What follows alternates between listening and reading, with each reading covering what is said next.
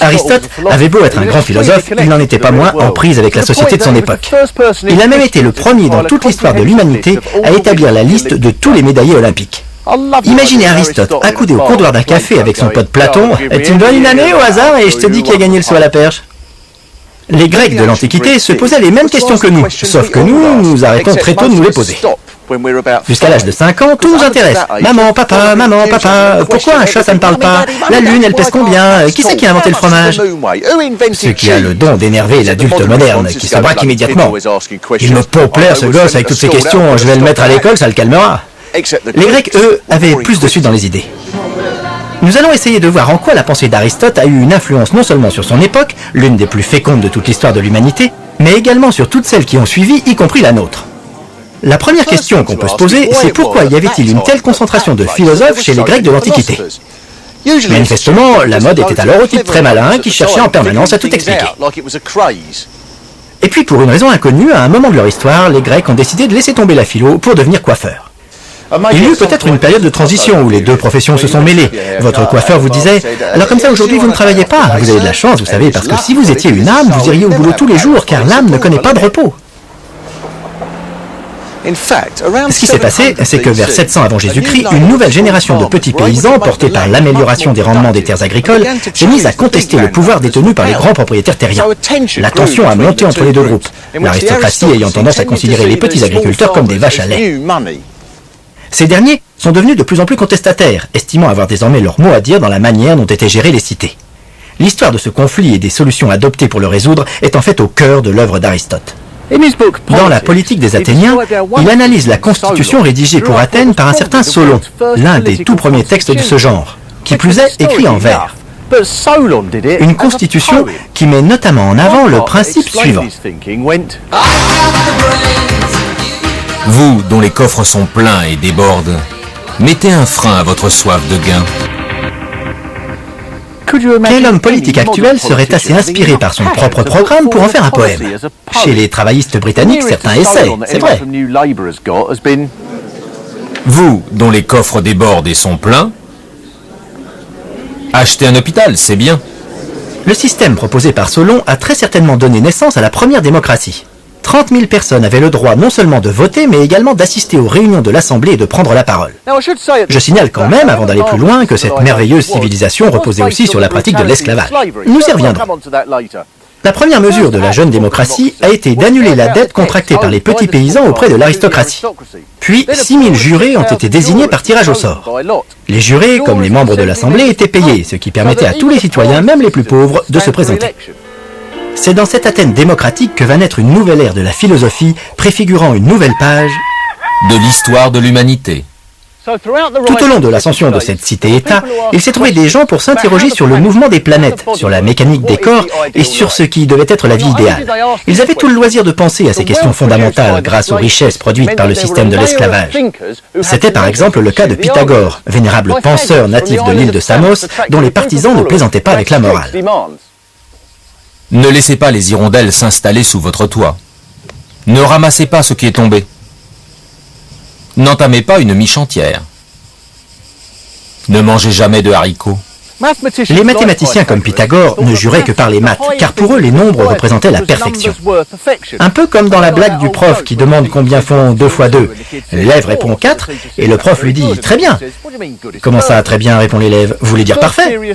Les premières études sérieuses d'anatomie ont été faites par un certain docteur Hippocrate, qui a donné son nom à un serment bien connu. Étonnant d'ailleurs le nombre de traces qu'ont laissées dans le langage moderne tous ces vieux philosophes. Platonique, par exemple, vient de Platon. On voit mal nos grands hommes actuels passer ainsi à la postérité.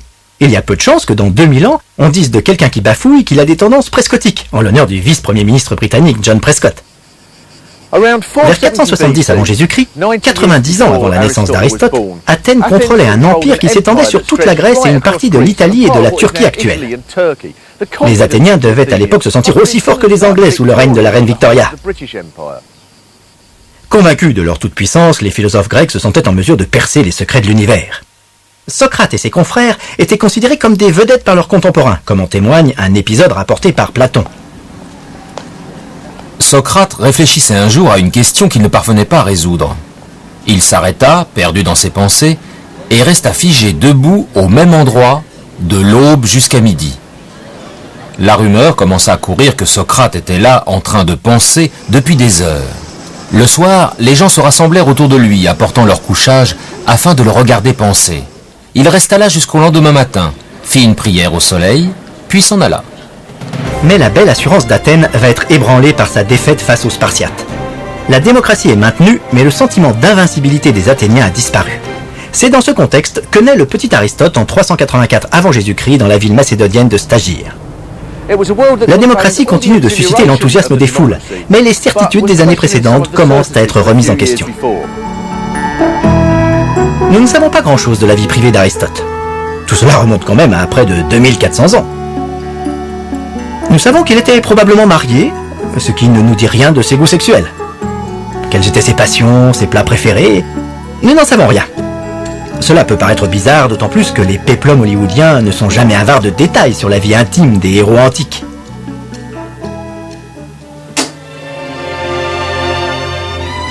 Qu'est-ce qui se passe, mon chéri? C'est à cause de Platon. J'ai travaillé toute la nuit et je n'arrive pas à faire d'aussi beaux triangles que lui. Je ne serai jamais le plus grand philosophe d'Athènes. Mais si, mon Aristote, mais si. Si seulement tu arrêtais 2 minutes de t'interroger sur l'universalité du principe du changement au sein des êtres pour me regarder de temps en temps, tu comprendrais combien je t'aime.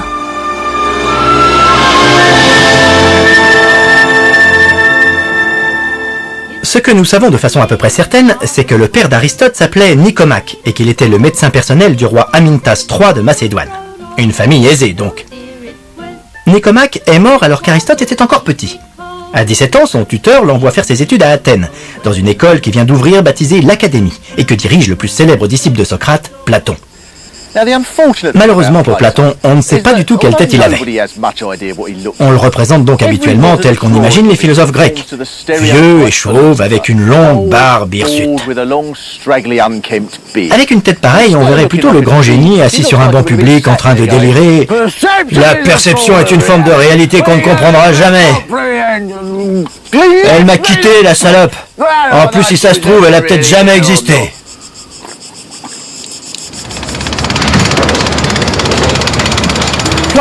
Platon méprisait totalement les gens qui travaillaient, et qui étaient donc accaparés par la trivialité du quotidien. Il était sans pitié pour eux, surtout s'ils cherchaient à s'intéresser à la philosophie. Ils sont pareils à un petit malfrat au crâne chauve, à peine sorti de prison, qui est passé au bain et a mis ses beaux habits pour épouser la fille de son maître. Comment une telle union pourrait-elle produire autre chose que de méprisables bâtards? Un point de vue tellement en avance sur son temps qu'il faudra attendre notre cher Philippe, duc d'Édimbourg, pour qu'il soit de nouveau exprimé. Ce qui intéressait essentiellement Aristote chez Platon, c'était son étude de la perception que nous avons du caractère unique des choses.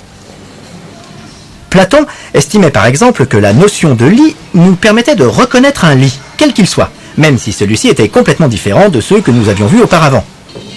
En fait, dans la réalité, il n'y a pas deux lits identiques. Qu'est-ce qui fait qu'un objet donné est un lit ? Platon considérait qu'il devait exister quelque chose, un ensemble de règles définissant le lit idéal. Mais que ce lit idéal, qu'il appelait la forme du lit, n'existait pas dans le monde matériel et n'était qu'un concept invisible. En résumé, on peut imaginer le lit parfait, mais pas question d'y piquer un roupillon. Même chose pour tous les concepts. La perception du beau, selon Platon, n'est pas la même pour tout le monde. Mais il doit bien exister une notion de beauté intrinsèque, parfaite, à l'état de pur concept.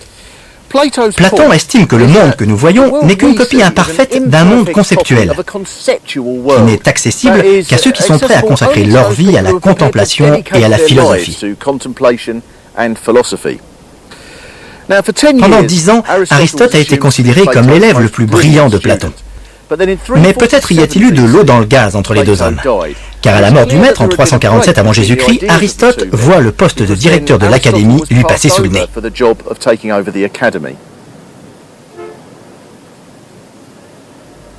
Le jeune homme n'arrivait pas à se faire à l'idée que les choses les plus importantes de l'univers en étaient tout simplement absentes.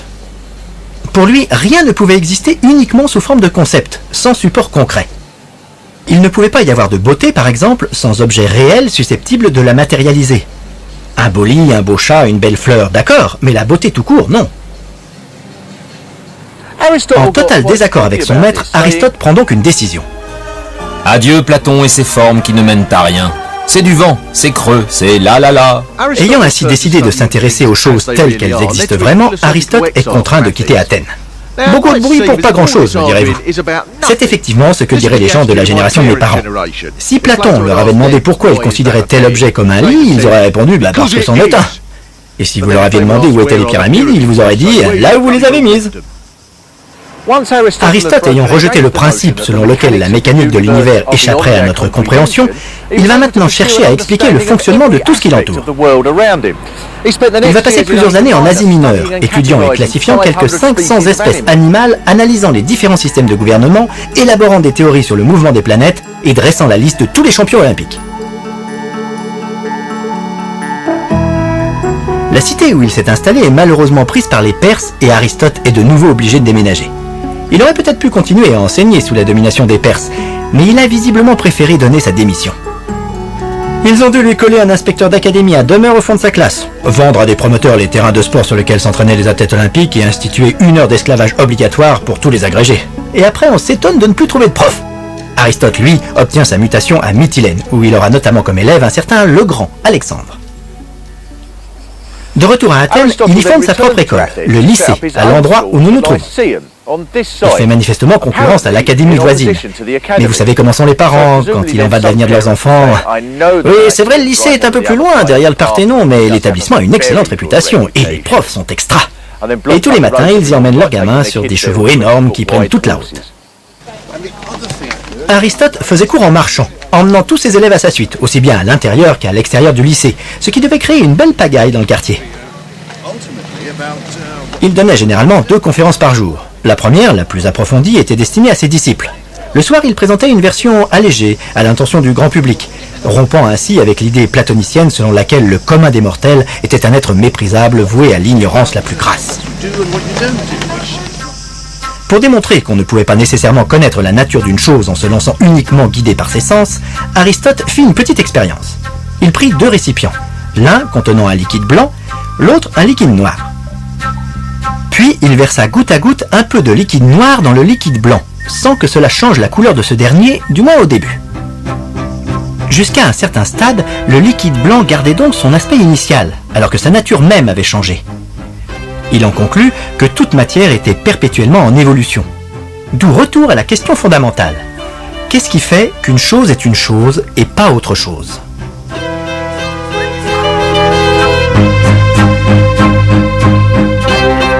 Une pomme, reste-t-elle une pomme quand elle pourrit ?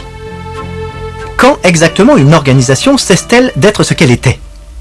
À partir de quel moment devient-on quelqu'un d'autre ? Je suis un jour allé voir les Four Tops en concert. Le groupe ne comptait plus un seul des membres fondateurs.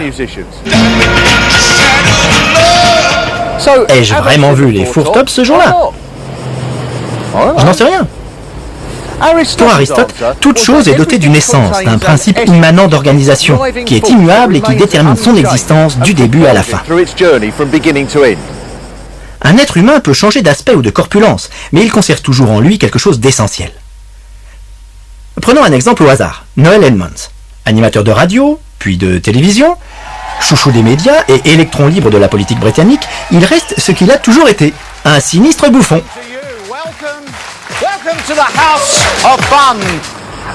Aristote appliqua ses idées à la science.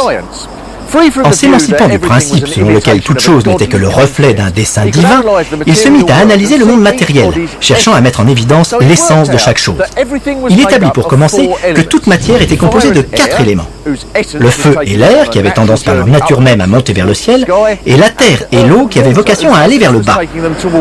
Il découvrit, en disséquant des poulets, que le cœur était la pièce centrale de l'organisme. Il s'intéressa à l'argent, un bon système selon lui, à condition que la somme versée corresponde à la quantité de travail consacrée à produire l'objet dont elle permet l'achat. Ce qui fait d'Aristote le père spirituel de Karl Marx.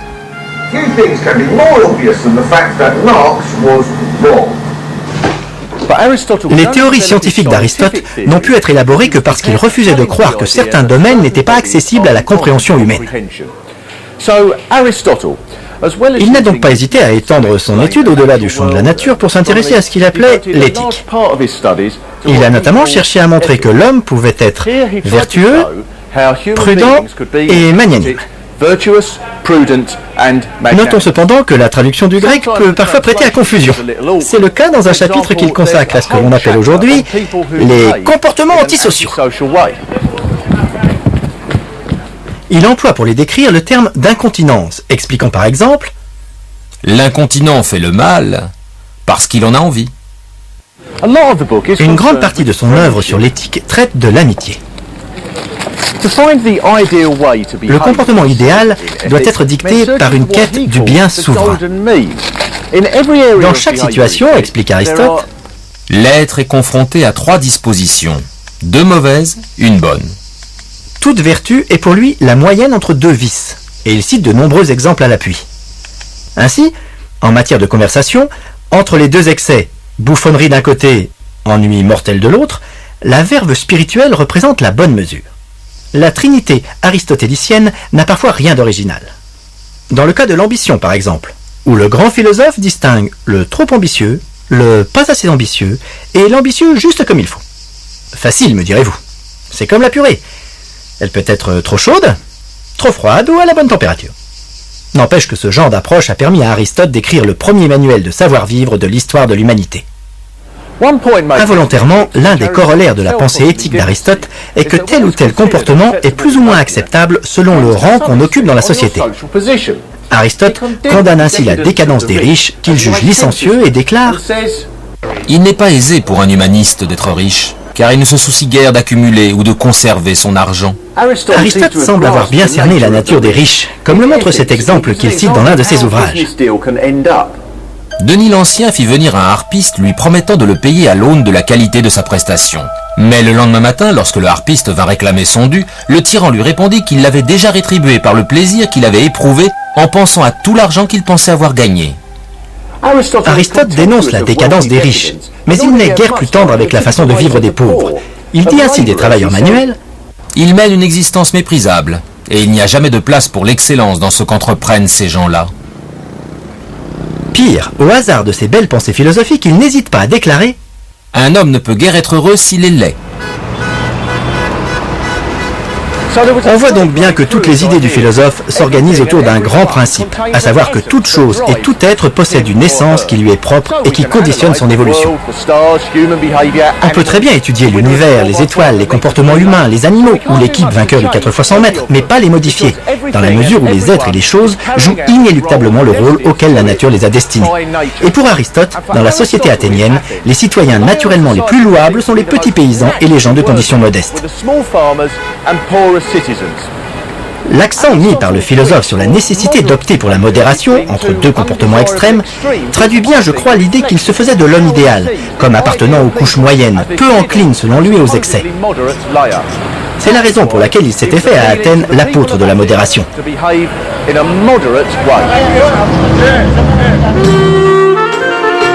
Les Athéniens avaient besoin d'un code de conduite.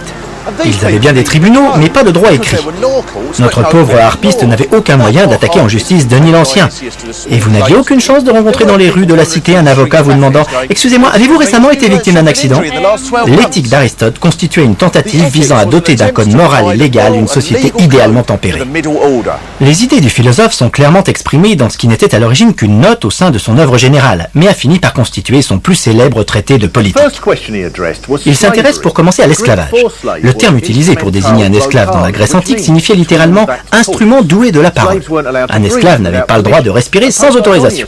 Le philosophe Posidonius nous apprend qu'une esclave qui accouche peut très bien retravailler le jour même. Quelle aubaine pour les bourgeoises modernes perpétuellement débordées. Comme la nature est bien faite. Nous voulions donner sa journée à la bonne pour son accouchement, mais je suis tombé sur un livre de Posidonius qui dit que, philosophiquement parlant, c'est beaucoup mieux qu'elle fasse le parquet ce jour-là. Il faut aussi savoir que le témoignage d'un esclave n'était pas recevable devant les tribunaux, sauf si celui-ci avait été torturé au préalable. À noter que s'il avait été trop abîmé par ses tortionnaires, son maître avait droit à une indemnité. Aristote justifie l'esclavage en disant que c'est une chose toute naturelle, qui est dans l'intérêt de tous, dès l'instant où chacun accepte de jouer le rôle que la nature lui a attribué. Certains sont destinés par la nature à être seigneurs et maîtres, tandis que d'autres, qui ne sont aptes qu'au travail manuel, sont par essence des esclaves. Preuve de ce qu'il avance. Il est également dans le dessein de la nature de distinguer jusque dans leur physique les hommes libres des esclaves. Ces derniers sont généralement d'une force qui convient à leur emploi, tandis que le port altier des premiers les rend impropres à toute tâche servile. Très pratique. Je vous donnerais bien un coup de main, mais mon port altier m'en empêche. Dans son traité de politique, Aristote cherche à appliquer sa pensée au gouvernement d'Athènes. Il s'efforce donc de déterminer l'état naturel de chacun et les mécanismes permettant de maintenir tout le monde à sa place. Selon lui, la femme est comme l'esclave, un être inférieur qui doit se contenter du rôle que la nature lui a attribué. Pour être juste, rappelons quand même qu'il approuve le poète Hésiode lorsque celui-ci déclare que pour créer un foyer, un homme a besoin d'abord d'une maison, puis d'une femme, enfin d'un bœuf. Aristote poursuit en disant « La femme doit se marier vers l'âge de 18 ans et l'homme vers 37 ans, afin que leur pouvoir de procréation décline ensuite simultanément. » On notera avec intérêt qu'il avait environ 37 ans lorsqu'il a écrit ces lignes. Salut les filles! Pas mal.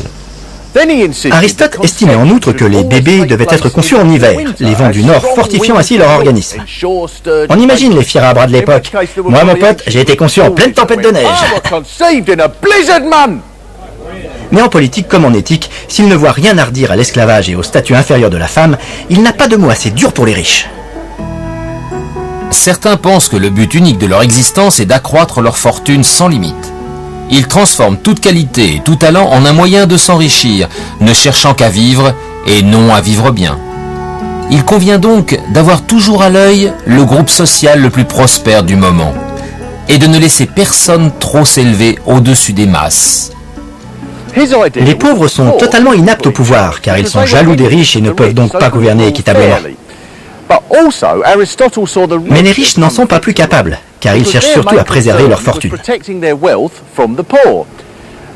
Pour Aristote, la solution est de tout faire pour renforcer la classe moyenne, afin de mettre fin aux dissensions engendrées par les inégalités.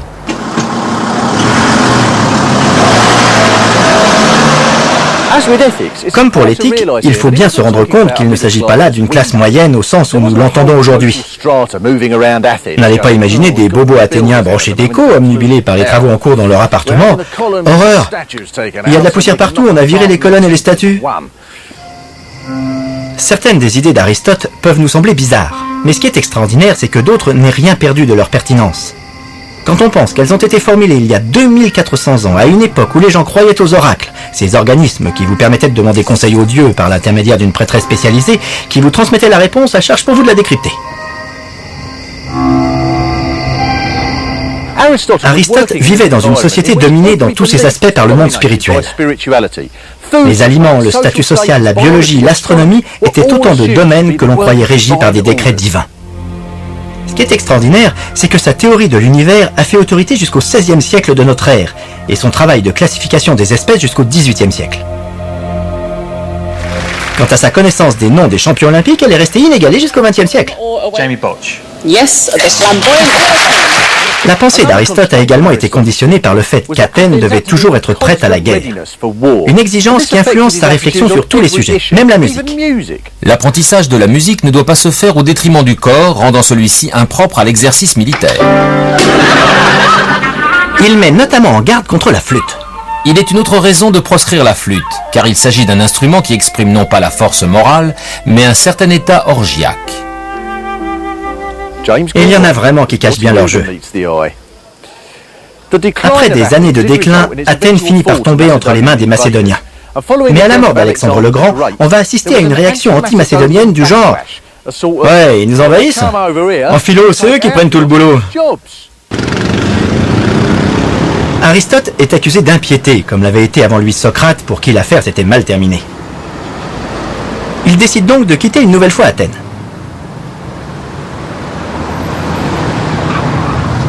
Il part, mais il a révolutionné la pensée, qui n'est plus désormais une simple quête théorique, mais une démarche appliquée, permettant de comprendre comment le monde qui nous entoure fonctionne et comment nous devons nous comporter pour vivre en harmonie avec notre environnement. Je me demande ce qu'il aurait dit s'il avait vu ce prof américain que j'ai croisé ici ce matin et qui déclarait à ses étudiants en montrant les vestiges d'un édifice qui a abrité l'un des premiers tribunaux de l'histoire de l'humanité et dans lequel siégeaient quelques 500 jurés. J'aimerais surtout attirer votre attention sur l'irrégularité de l'alternance des triglyphes et des métopes. Je regrette de ne pas être allé le voir pour lui dire « On s'en fout, c'est pas l'essentiel !» L'essentiel, c'est que nous nous trouvons dans un endroit où notre civilisation a fait ses premiers pas, où elle a connu ses premiers débats démocratiques, ses premières discussions juridiques. Et si les triglyphes n'alternent pas parfaitement avec les métopes, c'est peut-être parce que ce jour-là, le maçon était pressé de partir pour aller voir les Jeux Olympiques. Aristote meurt 1 an après son départ d'Athènes. Les cités grecques finiront par tomber sous la domination romaine. Les nouveaux maîtres du monde tenaient cependant les philosophes grecs en grande estime, et ils traduisirent leurs œuvres en latin. Aristote eut ensuite une profonde influence sur la pensée musulmane et ses idées furent également adoptées avec enthousiasme par l'Église catholique. Le Vatican décréta même officiellement que sa vision du monde était la seule qu'il convenait d'enseigner. L'idée d'Aristote selon laquelle chacun devait rester à la place que lui avait assignée Dieu a fait un tabac. D'autres aspects de sa pensée ont en revanche été occultés. Sa condamnation de l'enrichissement excessif par exemple. La qualité la plus remarquable d'Aristote reste peut-être sa propension à tout remettre en question, à ne jamais accepter les choses passivement sous prétexte que c'est comme ça ou que c'est la loi.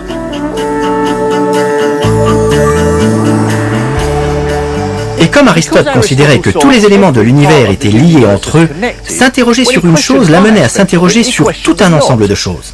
Comment aurait-il pu survivre dans notre société actuelle où avoir des idées est plutôt considéré comme un handicap ? Si vous voulez réussir en politique, mieux vaut ne pas avoir d'opinion, ça vous évite d'avoir à en changer. Et si vous rêvez d'être une star, commencez par faire le vide dans votre petite tête. Pour Aristote, l'éducation était une valeur essentielle dans la mesure où il était légitime que l'homme s'interroge.